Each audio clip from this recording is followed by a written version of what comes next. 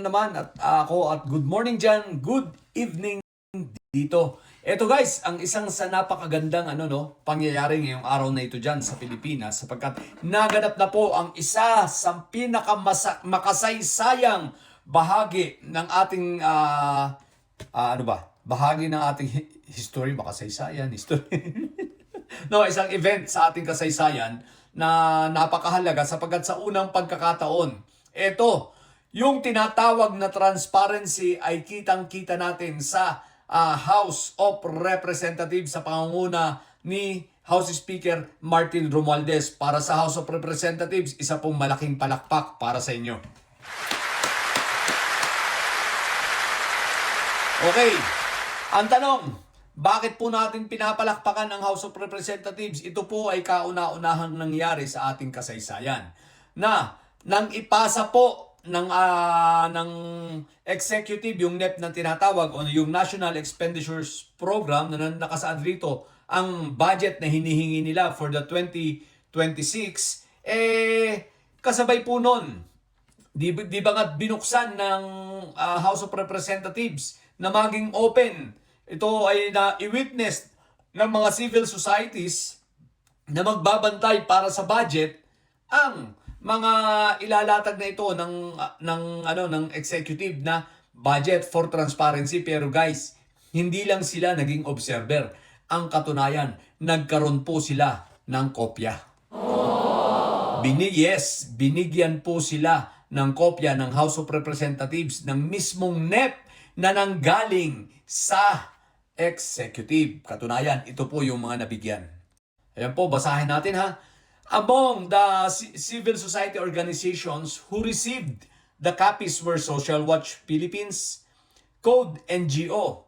Ito ha, J.C. Robredo Institute of Governance. J.C. Robredo Institute of Governance. Philippine Legislators Committee on Population and Development. Child Rights Networks, Parents Against Vape, Multi-Ed Philippines, Freedom of Information Youth Initiative, Safe Travel PH, REID or RAID Foundation, People's Budget Coalition, Citizens Budget Tracker. Parang ito, hindi ba ito yung kila, sumama pa talaga sila, sila. Hindi ko sure kung ito yung kila Tikiya, ha? Itong People's Budget Coalition, ha? Ewan ko lang, at least nakakopya sila. And Novalerto Youth.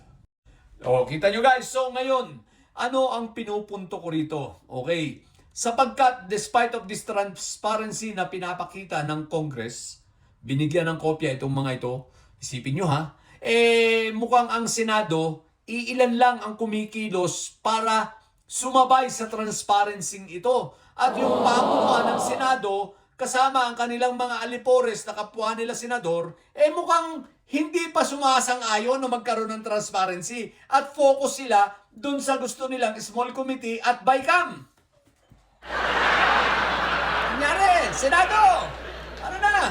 Aba, sumabay naman kayo, bigyan nyo naman ng pagkakataon na ang mga mamamayan ay maging involved sa transparency, na ang mga mamamayan ay maging aktibong partisipado sa pagbalangkas ng budget na ito. Alam nyo, naiintindihan ko naman kayo mga senador kung bakit kayo nagkakaganyan. Sabihin ko na kung bakit. Mahihirapan kayo mag-insert, di ba? Wala nang insertion. Agoy, mabubuko. Lugi. Kaya nga, di ba? Galit na naman ito si Quezon. Di ba? Galit na naman ito si Bongo. Di ba? At higit sa lahat, galit na galit si Joel Villanueva. Sayang ang 20%.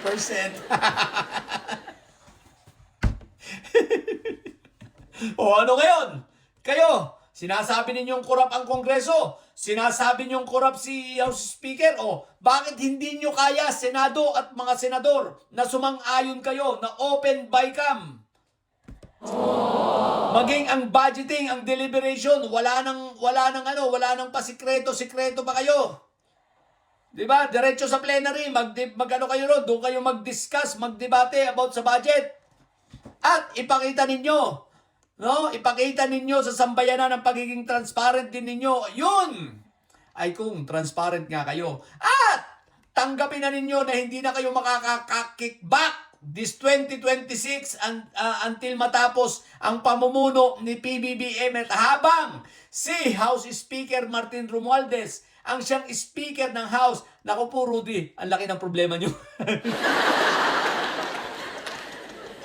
Di ba? Hindi na kayo makakakura pa. Wala na yung insert ninyo. Wala na yung mga flood control ninyo. Hindi na yan magkakaari. Dahil ito, ipinapakita rito ngayon sa mga hakbang na ito na nangyari. History ito ha. Historical ito. No? Na nagkaroon ng kopya ang mga civil society organizations. Ibig sabihin, taong bayan ang naka-involved na rito.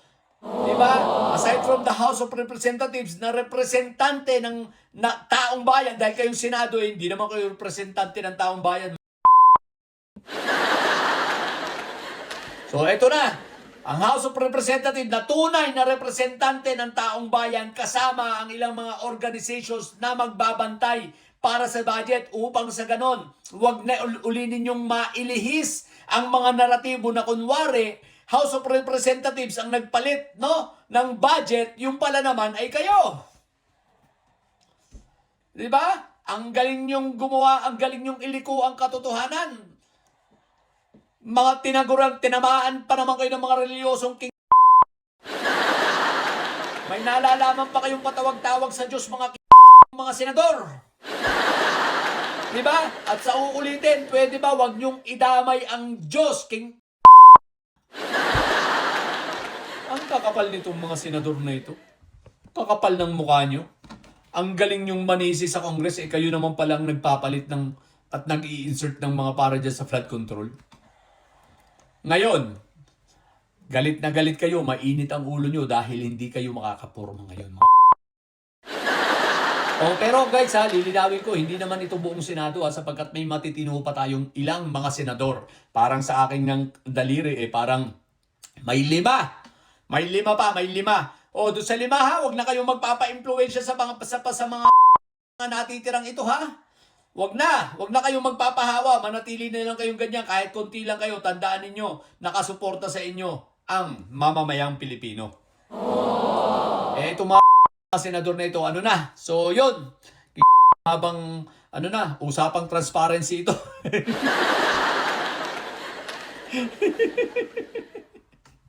No, sabi nga yung House openness, pagdating naman sa Senate opacity, no? Ibig sabihin ang pagkukulang ng transparency. Bakit? Nagkaroon ba ng transparency? Kailan ba nagkaroon ng transparency ng Senado? Wala naman ako maalala. Di ba? So, yun lang. Mga didilis na mga bobo at mga senador.